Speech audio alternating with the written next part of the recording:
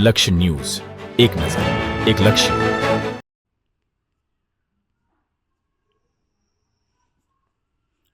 કલોલ શહેરના પૂર્વ વિસ્તારમાં આવેલા શાંતમ ફ્લેટમાં રહેતો પરિવાર મકાન બંધ કરી બહાર ગામ ગયો હતો.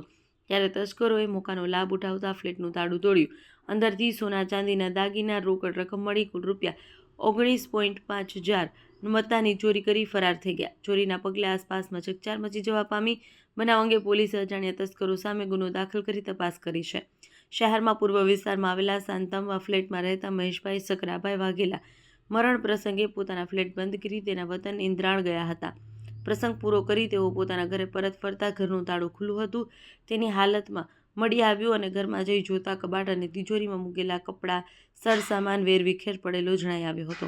ઘરમાં તસ્કરોએ ચોરી કર્યા હોવાનું માલુમ પડ્યું.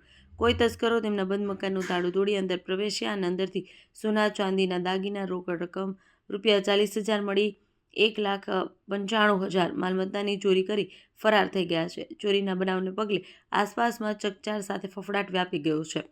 બનાવ અંગે પોલીસે મહેશભાઈ શકરાભાઈ વાઘેલાની ફરિયાદના આધારે અજાણ્યા તસ્કરો સામે ગુનો દાખલ કરી ડોગ સ્ક્વોડ તેમજ ફિંગરપ્રિન્ટ એક્સપર્ટની મદદ લઈ કલોલ પોલીસે વધુ તપાસ હાથ ધરી છે. લક્ષ્ય ન્યૂઝ, સંજય નાયક.